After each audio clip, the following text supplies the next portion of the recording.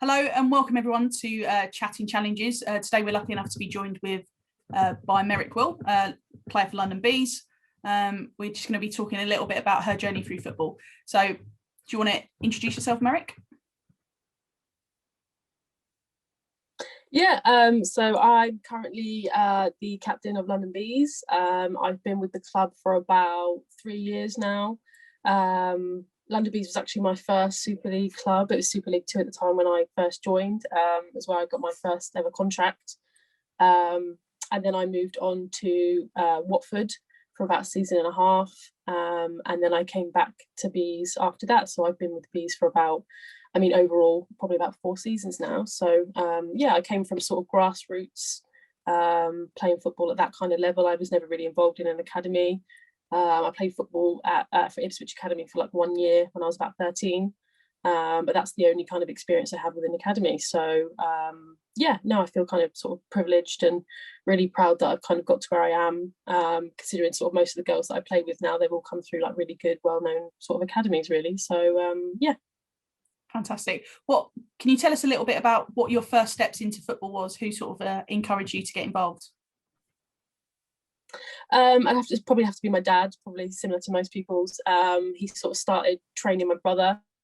My brother showed an interest, and sort of around the time he started that, I kind of wanted to join in, and it looked fun to me, so I kind of joined in that way, and then just kind of went from there really. So my dad then sort of started up a team for my brother, and I trained with them. At the time there wasn't actually any girls teams that I could train with, so that was kind of my only option anyway, but I kind of think that's what attributes to my sort of, I like to think I'm quite sort of strong on the ball. So I think having trained with boys from a young sort of age, that's kind of helped me to develop my strengths. So yeah, so sort of played with boys probably up until the age of about 14, 15 when they sort of said you weren't allowed to anymore, and then sort of progressed my way up through sort of local leagues. As I mentioned before, I kind of was always grassroots based. And then had sort of my one sort of the odd year at Ipswich Academy, which was really great. But the year after that, they then got sort of closed down. They had to close down the amount of academies that they had at the time. So that was really sort of a shame. But I went back to grassroots after that. And then sort of when I got to 16, 17, I started sort of playing more adult football, playing for sort of women's teams, and then sort of progressed from there really. So I went from sort of my local Norfolk County Women's and Girls League, I think it's called, and then progressed on to the National League, played for a team in Essex called Basildon, and then my first sort of Super League club at sort of a young age, so it was the development team that I played for, was Millwall. So that was my first actual sort of elite club, I guess. And then yeah, like I said, London Bees is my first contract, and then yeah, went on from all the clubs sort of through there really. So yeah, that was kind of my journey. Started with my dad, and you know, he's sort of coached me all the way through really, and still does now, you know, still gives me tips and stuff. So yeah, that's where it kind of began for me. Fantastic. And when you were sort of a little bit younger and you were playing with the boys, did you ever sort of experience any resistance to you being involved, or how is that something you sort of overcome? Yeah, of course. Yeah, but I think, you know, when it's kind of easier when you're younger, because you're obviously always going to get comments, you know, like girls don't play football or things like that. You know, I think that hopefully girls today don't hear as much of. But I think when you're younger, you know, boys just kind of get used to it. If you want to play football and you're a good player, that's how they should see you, as a good footballer. You know, it doesn't matter whether you're female or male. So I think, yeah, obviously there was sort of barriers up. Like I said, there wasn't any girls team when I first started playing, and I've had to play up a year for quite a few years when I was younger. So yeah, definitely faced quite a few barriers, I think, being female, as I'm sure there are in other sports. But you know, it's gotten a lot better recently, and you know, there's so much more coverage with especially from the World Cup, so it's getting a lot better. But yeah, definitely I think when I was growing up, sort of it was definitely tough, but it was something that you know, you kind of push through. You know, a lot of girls, you know, all the girls in my team and girls that I play against probably all say the same thing. You know, it's something that you love and you want to do, so you're going to continue doing that whether there's barriers or not. So I think yeah, like I said, it's difficult barriers to overcome, but I think it's definitely kind of developed me into the person and player that I am today. So brilliant.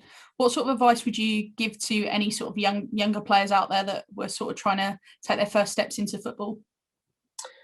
I'd say just be brave, be bold with it, especially as a young girl. It's going to be scary. You know, I remember, I think my first competitive game that I played, like I said, I had to play up a year and I just got kicked all over the park. You know, it wasn't, I remember, I think my mum said that I came off crying.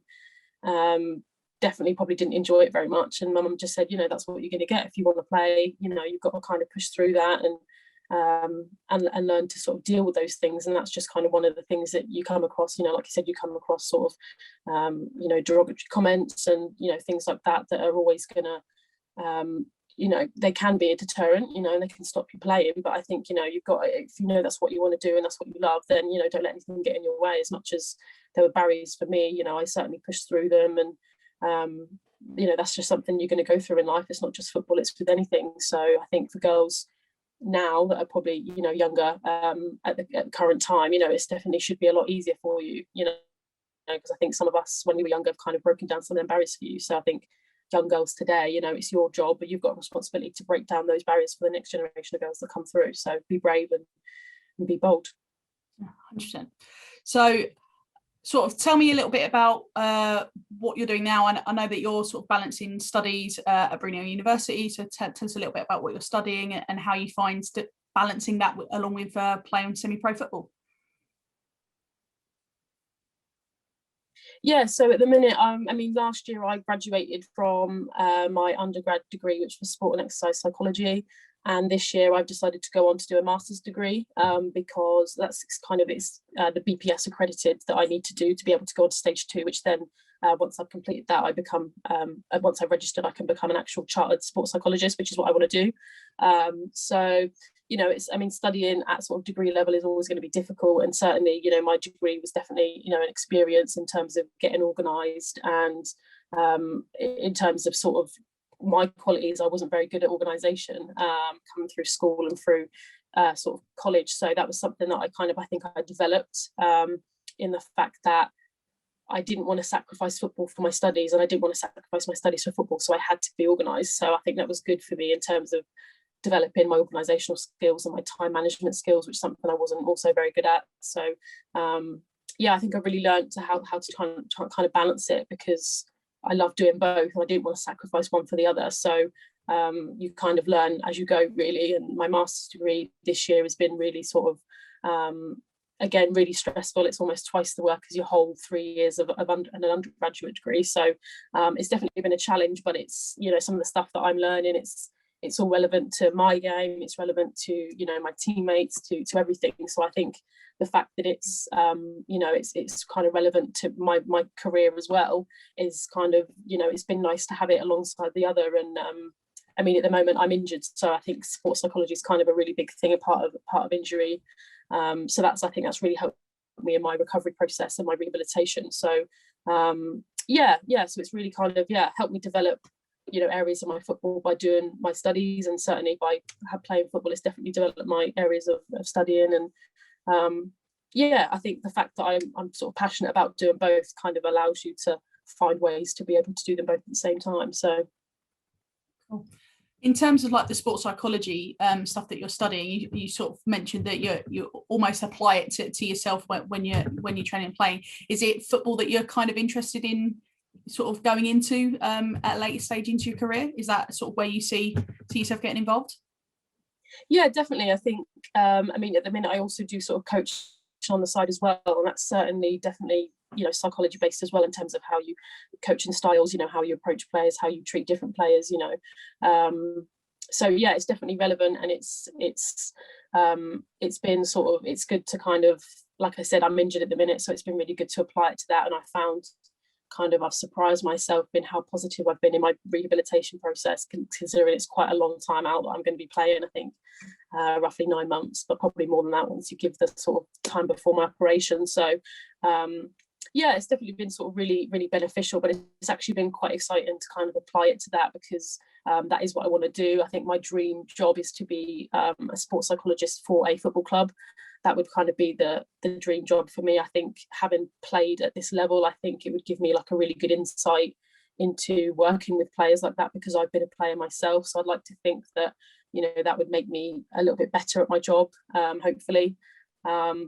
but yeah, in terms of just in general in sport, you know, I think being a sportsman or woman, you know, being involved in that, you know, sport is kind of, it's overall, you know, it's not just football. And certainly, you know, once I sort of progress from my stage 2, I'm sure that I'll probably have roles within different settings, you know, sort of gymnastics and, you know, basketball, netball, could be anything. So yeah, definitely sort of, you know, I'm interested in all the sort of all sports really, because that's what I kind of want to specialize in. But yeah, the sort of the dream job would be, you know, within football. So you've mentioned about your injury, so I imagine, is this probably one of the toughest moments that you've had within the game, or is there anything else that sort of pops up into mind?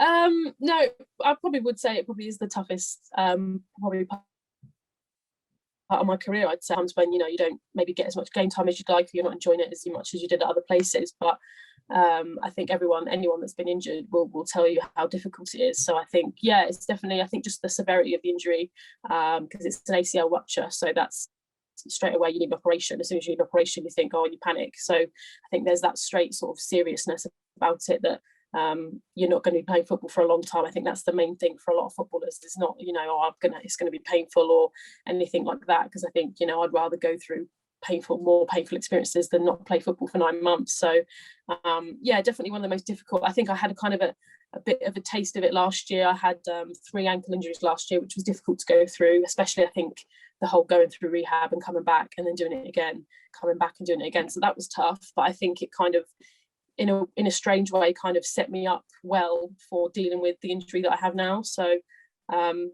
yeah, so it's been sort of, yeah, strange, but yeah, definitely I'd say one of the toughest things I've been through, but surprising myself with sort of how well I'm dealing with it. So yeah, what are sort of main things that you've put in place for yourself in terms of how to deal with that, and how to deal with that sort of challenge that you're now currently facing? So I think the main thing with sort of an ACL rupture is, like I said, the physical time frame of the injury. So, you know, as soon as you do it, you know you're not going to be playing football for at least the rest of that season. Doesn't matter what point in the season it is. So I think for me, I'm quite good with sort of setting mini goals. Goal setting sort of been known in psychology to actually work and be really good for motivation and optimism and things like that, without getting too technical. But I think obviously when you look at, as a footballer, and you look at an injury, you're looking at when you're supposed to be back. So I think for me, it's not focusing on when I'm supposed to be back in however many months' time. It's focusing on all the small goals that I'm doing each week. So it's focusing on getting rid of swelling. It's focusing on increasing my range of movement. It's focusing on getting strength back. And there's so many smaller goals, like micro goals within that big long-term goal. So I think for me, that's what's kind of kept me going, in terms of, as long as I'm improving bit by bit each week and my body's doing what it's supposed to and it's recovering how it's meant to, then I know ultimately that kind of leads towards obviously the larger goal is me being back on the pitch in 9 months.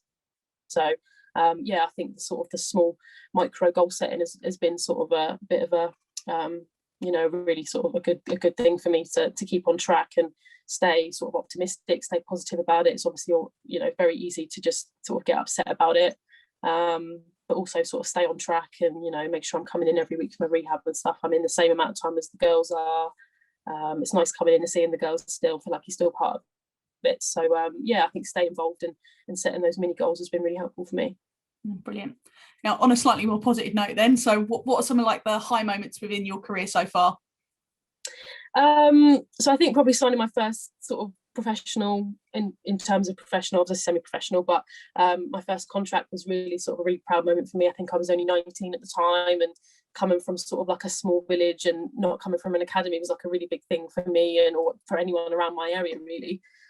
So that was quite a big thing for me and my family, because, you know, we spent a lot, you know, put a lot of money into it. I think living sort of where I live in Norfolk was not really close to any sort of elite clubs really, other than sort of Norwich at the time, but even they weren't sort of, you know, in the top leagues as like Bees and Watford and that are. So for me to put all that much time in, and, you know, I think training, it was taking me a minimum 2 hours to get to a training session. So that's 4 hours of driving for one session. And I was doing about 4 sessions a week. So, you know, it's nice to sort of get the repercussions from all that effort and time and actual money sort of put into that. So that was really nice. And then I'd say sort of in terms of like match moments, I think when I was at Bees, my sort of first spell at Bees, we played against Chelsea in the, I think it was the it was to get to the quarterfinals of the Conti Cup, and Chelsea, as most people know, really sort of big team, always been one of the best sort of in England sort of thing. And at the time we managed to take them to a draw, went to extra time, and I think it was 3-3 at full time, and then went to 4-4 extra time, something silly like that. And it was just, no one could believe it. And then obviously went to penalties, and it just so happened that I sort of volunteered to take one, but I was taking the fifth one, which happened to be the deciding one. It wasn't done on purpose, it certainly wasn't, because I was so nervous. I was just shaking. And then I remember someone saying to me, Mez, if you score this, we're through. And I'm thinking, oh God. But yeah, so I just sort of walked up to the ball and just tried not to think about it. I didn't really put much thought into it, and ended up going top bins, to be honest, like top right hand corner, which was ended up being a really good penalty. But I remember being so nervous and just sort of run up to it and just think, just hit it. And yeah, it went in, and we beat Chelsea. It was probably one of the biggest sort of underdog sort of stories of recent times, really. But that was a really sort of really special moment, that sort of being my season where, you know, my first contract, and sort of getting myself used to the league and stuff like that. So to score a goal like that was really nice, because it was, you know, the team kind of deserved it, you know, what everyone went through. And I remember people laying on the floor and being absolutely exhausted when it got to the final whistle, because, you know, they're that many levels sort of above. So yeah, that was, I'd say that's one of the sort of, you know, proud sort of moments of my career. Fantastic. So to sort of bring it in with the theme, so we're working to sort of celebrate International Women's Day, and the theme this year is to choose to challenge. Can you tell us about a time that you've ever had to challenge sort of inequalities that you've ever faced as a female in football?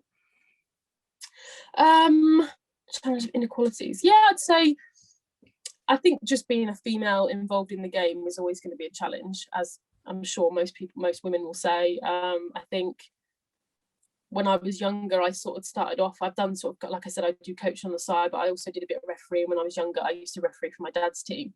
And I remember being 16 years old, maybe, I think, yeah, I probably was 16. I think you have to be 16 to sort of do the course. But I did it because my dad needed someone to referee for him. So I did that. And I remember the first season I did it, and the amount of abuse I got as a 16-year-old young girl, just being, I mean, I was a linesman, I wasn't even refereeing, I was just a linesman. And being like shouted at by fully grown men was quite like a shock, actually. You know, you just don't think you'd get that. But I think within the field of football, it almost becomes, it's very different to sort of normal life. I wouldn't expect someone to come into work and shout at me sort of like that. So it's that was quite sort of difficult to kind of comprehend, but it's kind of a bit, I guess, normal. At grassroots, it tends to be a bit more like that, you know. And sometimes you even see parents that are kind of a bit similar. So I think being in that kind of situation was a bit of a wake-up call, you know. It's being like, well, you know, I'm really sort of being viewed differently here. You know, if I was a boy, would it be different? If I was a grown man, would it be different? If I was a grown woman, would it be different? So that was certainly difficult. But again, you know, it kind of comes with, I think, being a female in football, and it's improving all the time. You know, it's probably hopefully not like that anymore.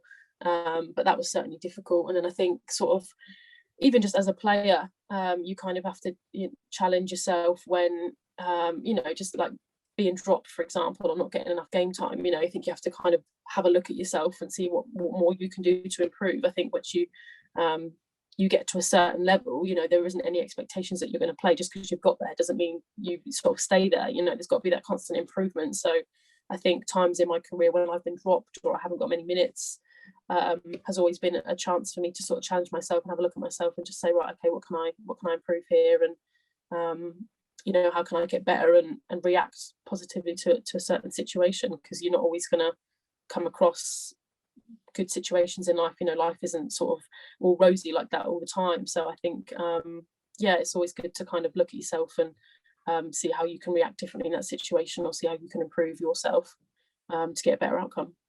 Yeah, cool. So in regards to sort of more talking broader women's football, when you were growing up, did you have any sort of like standout role models that you were sort of really followed or had? Yeah, I think the one that stands out to me when I was really, really young would be Kelly Smith. I think for me, when I was younger, there wasn't obviously that many women playing professionally in the game. But at that time, I remember reading her book and, you know, just reading about sort of her career and stuff, and even her struggles that she went through. I think it was really kind of really inspiring for me. I think Marta was also another one. She was always just, you know, known as a really good, you know, really skillful player for Brazil.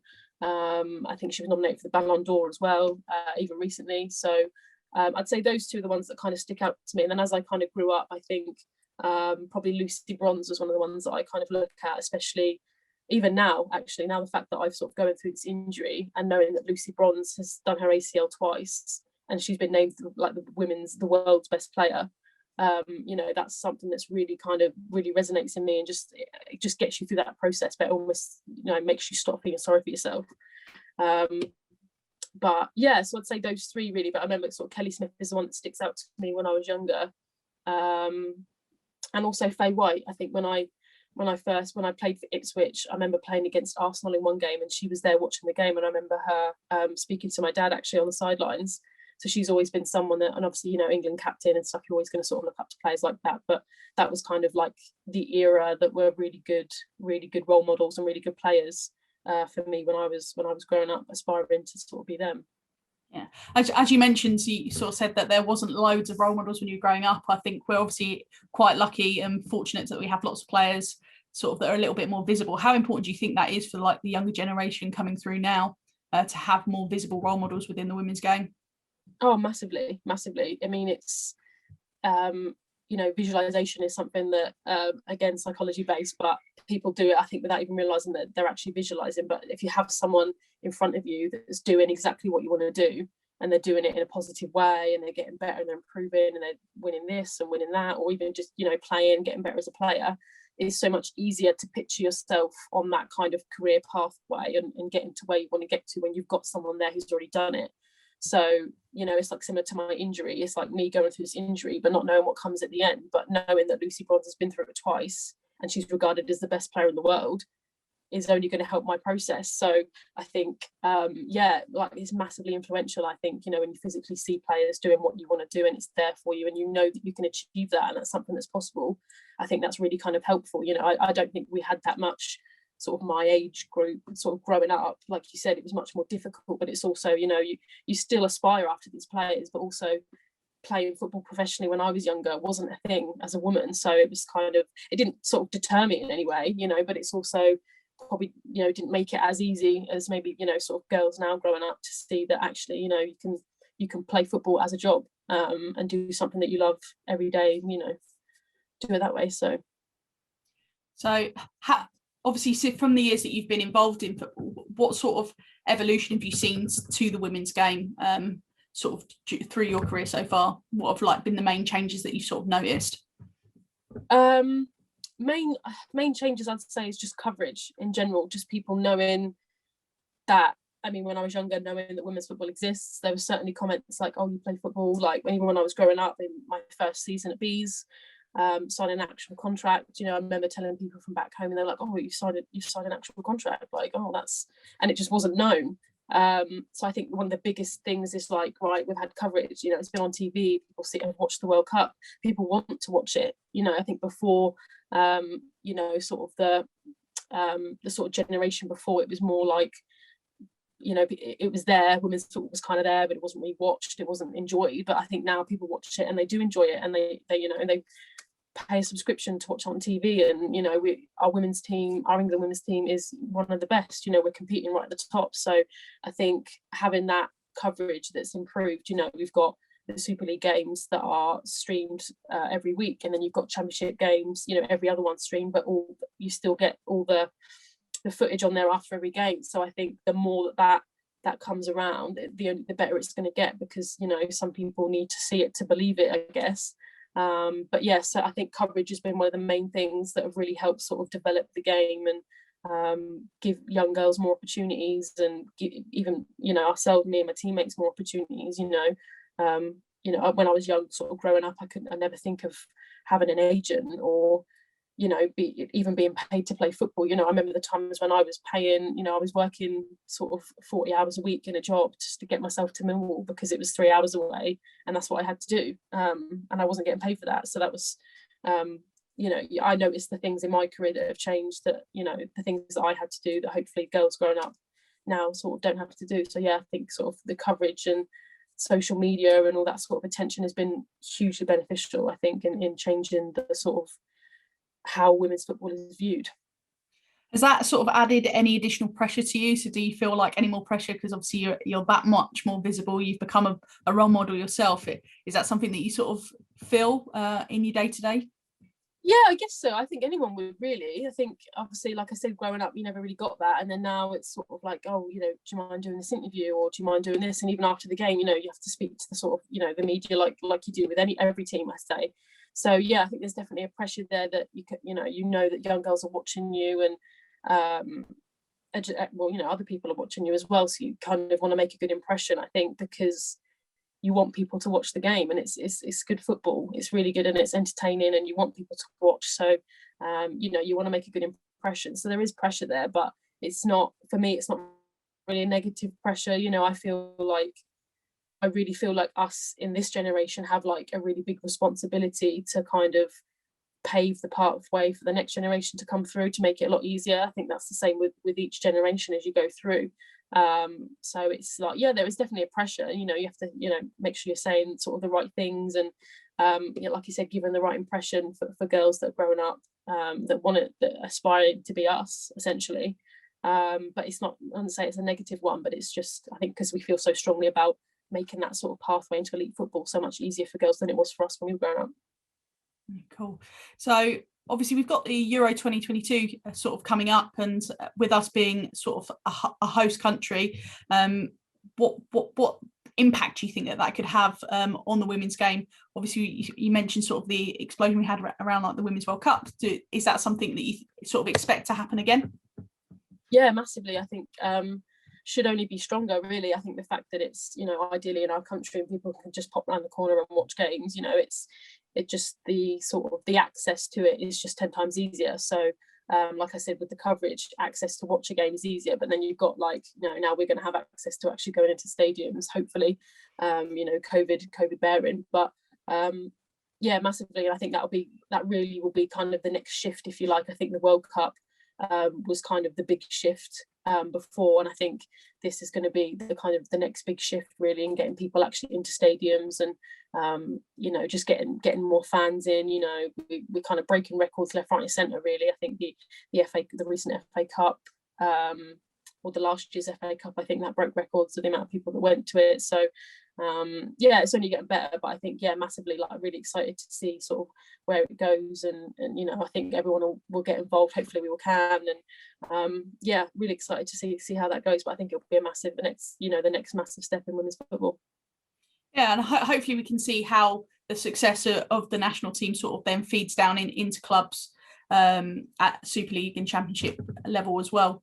By having that success and that exposure, that hopefully it gets people interested to sort of find out a little bit more. Where would you kind of see women's football in terms of the future going? So what would you like to see sort of potentially further expand, or what are you excited about in the future? Well, I think probably the first thing you'd look at is having as many professional leagues as you can, really. So obviously the Super League is professional, but in terms of sort of the structure, I think you sort of had the odd sort of teams that are semi and not as full-time as some of the other teams, and then you've got sort of the Championship teams where there's a few full-time teams and a few that aren't. So I think eventually that will kind of even itself out, and that'll end up hopefully being 2 full-time leagues. And then, that kind of filters down. So the leagues, like teams that are under us in the National League, are probably, I don't think they are semi-professional at the moment.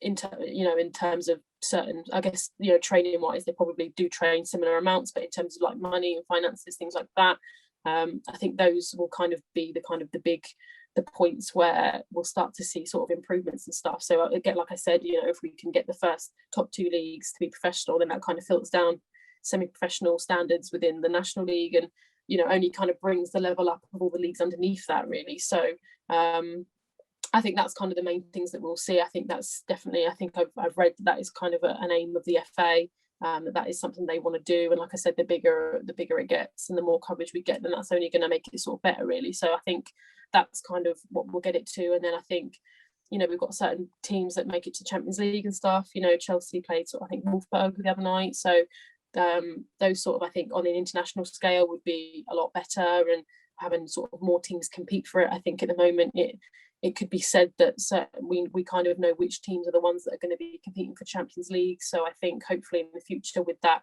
increase in amount of professional teams, would obviously increase the competition for those Champions League spots. You know, sort of, I think we've got to kind of use the men's game as kind of like a frame for that, you know, because it's obviously well developed, just because it obviously started way before women's football did. But I think if you use it to you know, help develop the women's game, and that's kind of obviously what we'd want to get to. You know, you'd want to get it on the same scale as male football, because it's, you know, it's huge. You know, it's the biggest sport that we have in England. So yeah, I think that's the kind of the standard that we would hope it could get to, and I think it could go over beyond that. That's brilliant. Thank you very much for talking to us, Merrick. Hopefully we'll see you back out on a football pitch very soon. And yeah, if anyone wants to sort of know anything more around International Women's Day or any other activities that Middlesex do, and you want to get involved with women's football, feel free to contact us. And yeah, speak to you very soon.